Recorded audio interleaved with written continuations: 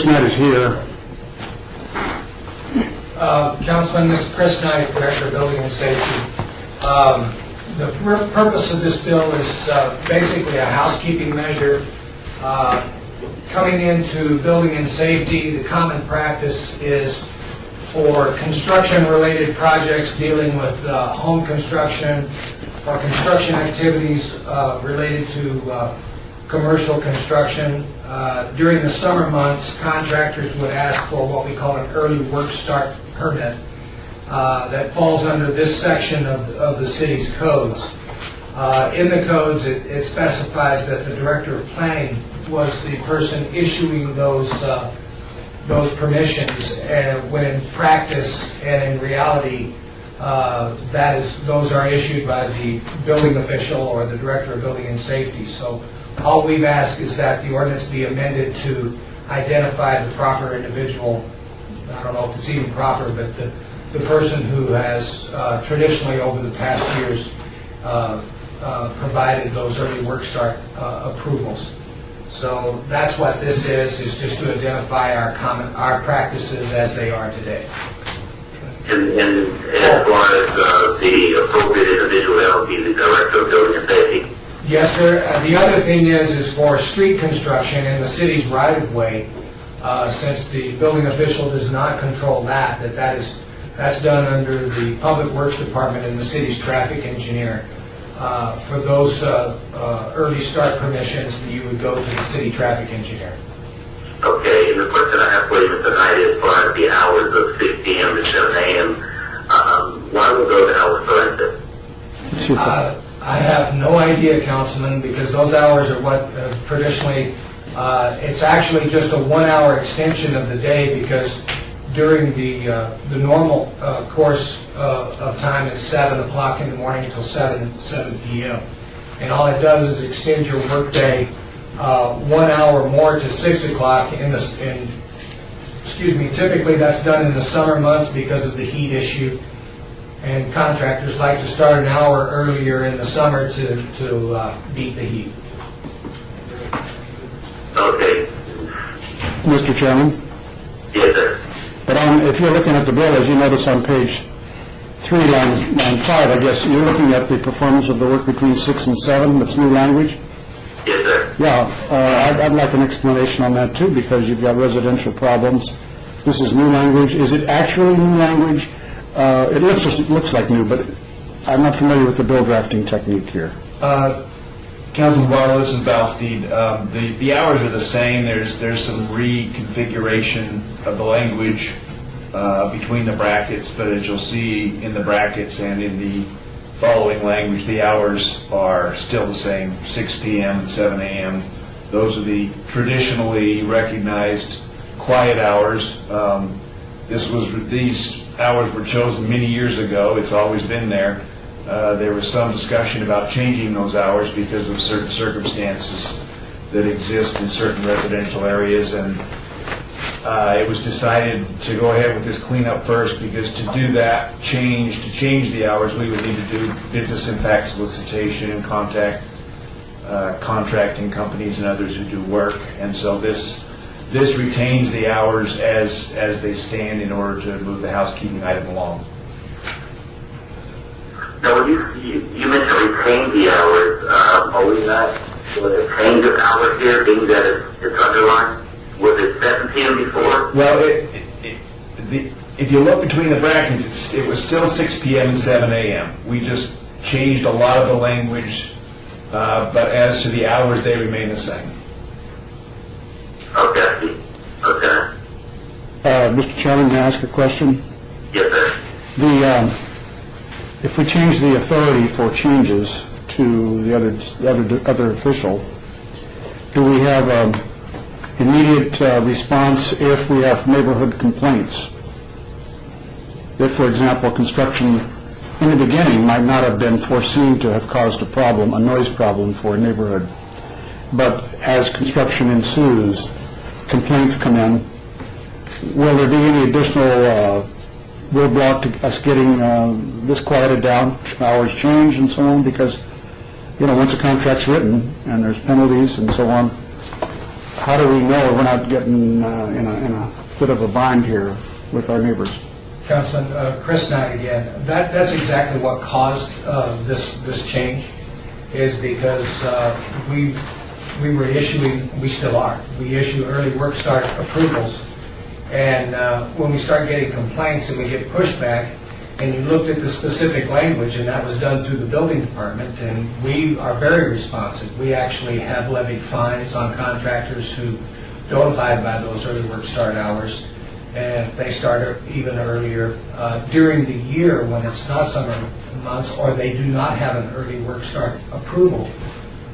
If they start work before 7 o'clock, we will go out, do enforcement on them if we get a complaint. If they don't, if we get a second one, we begin to levy fines on them. And what was making me nervous was we were levying fines and we were doing the enforcement on something that in the ordinance said was something that the planning director should be doing. And so that's why we did the change to the building official, because it has always been us who did it. Okay, so it's a housekeeping bill then? Yes, sir. And Councilman Barlow and Councilman Kaufman, for Public Works, when they do a street rehab or a box-up-on, that's going to be 24 hours, well publicized, so the neighbors know in advance what's happening. And they have a contract, they just do a public outreach to make sure everyone's aware of what's happening with street rehabs or box-up-on, just to limit it to a weekend or a week or two instead of stretching it over months. They just do it on a 24 hours basis, trying to get it complete, so it won't have that negative impact in the neighborhood or businesses. Okay, and if I could ask one more question, because I'm the new guy, I like to take advantage of that. If you have a contract let which requires people to do the work in a certain period of time, and we've permitted it, let's say it's not a public works project, it's a privately contracted thing, like a high-rise. You have noise of a certain level in the first few floors, and then as you increase your level, you get higher, 5th, 6th, 7th floor. The noise spreads much farther. The same procedure performed at 20 feet is a heck of a lot broader spread at 80 feet. Is there authority to cite if there's noise? I mean, we're not really liberalizing the noise limits at all, are we? We're not changing the noise limits at all. All we're doing is changing which department is responsible for this. And the other thing I would like to point out, this is only related to construction activities. There are, I don't know how many different situations cited in this particular section of code, but only in the section that deals with building construction does this ordinance impact. Okay. So we can, if I may just add one thing, Mr. Chairman, I think at some future time I'd like to give notice of revisiting this, or not the ordinance, but the section of the code. If, in other words, we're going to have more high-rises coming up, and they're going to be pushing up against neighborhoods, and I can see permitting them to occur, but I think that we've got to be very careful. Living downtown right on the fringe of it all, I notice how much farther the noise changes and broadcasts. So, but, Mr. Chairman, I think that I can support this bill as is. Okay. Before we move with a motion, is there anyone from the public wishing to speak on this item? And if so, please come forward and state your name for the record. Council, is there anyone? There is no one? Okay. And at this time, I will entertain a motion. I move for approval of this bill. All in favor? Aye. Aye, got it. Mr. C, when will the bills as recommending come before City Council? Both bills, if they are passed out of committee today, will be eligible at the September 21st council meeting. Both bills have been first. Okay, great. Okay, so we'll move on to the next line item of business, which is bill number 2011-35, for possible action authorizes under certain circumstances the use of legal parking without the need to activate the corresponding parking meter in the manner otherwise required to comply by myself. Yes, committee members, this is a bill that's also cleanup. We have some situations where it's proposed to allow people to use metered parking within the city, either by payment other than the use of parking meters, or, for example, making parking available to the public to be paid by some other means in connection with a special event. And under our current ordinance, there is not that flexibility permitted. Our ordinance says whenever you park at a metered parking, if it's during hours that otherwise that meter would be operational, you have to put coin in or use other authorized payments such as cards and other things. But this would allow the city to make its metered parking available under other types of arrangements, agreements, and special event permits. We have Brandy Stanley here from the Parking Services Division here if you have any questions. Yes, I actually would like, you said it's Brandy? Yes, Okay, Brandy, if you could come forward if you're not already seated and just give some background on the reason behind this new bill ordinance draft. Sure, thank you, Councilman. Just to clarify, this bill only applies to off-street parking facilities, not on-street metered spaces. The background for this was an original request by the Goldsby Casino to be able to use the Stewart Avenue parking garage for their valet service. In other words, they wanted their valets to be able to park in the Stewart Avenue parking garage on Thursday, Friday, and Saturday evenings. That request was denied because of the way the ordinance was written, which prevents any type of other payment arrangement for parking at an off-street parking meter. So as a result, they went into the Neonopolis parking garage, which does not have meters, however, it does have gate arms. The traffic flow and the usability of that garage for that particular purpose is not optimal, and there have been issues with the valets speeding, with the time that it takes to get the cars parked because of the one-way traffic flow. So we decided that probably a good thing to do would be to change the ordinance that allowed us to enter into alternate payment arrangements for off-street parking facilities that have meters. So in other words, if the Stewart Avenue garage had gate arms, we would be already able to enter into an agreement at the Stewart Avenue garage. It's just the particular use of the technology in the garage that prohibits us from meeting the needs of the valet service. Okay, and is there or are there any other parking garages that will be impacted or will have the opportunity to be in a position such as what this bill draft is proposing? Not any, yes, the city center garage over by the RJC, which we have 68 parking metered spaces in, that gives us some flexibility to use those in alternate ways. And also there are a few surface parking lots that have meters in them that this would also apply to give us some flexibility to use them in different ways. Okay. Councilman, do you have any questions? Yes, is there any, Brandy, is there any contemplation to some way or another increase the hours that we normally use public parking meters? In other words, they're free after a certain hour. I forget when it is. So is there a plan here to increase those hours? Not included in this ordinance. That would be something that we would look at as a part of the broader picture once we have the parking infrastructure in place and we're in a position to be able to look at that. So. Okay, so this is not enabling for an increase in, okay. It's in relation to the private ventures that we've agreed to assist folks.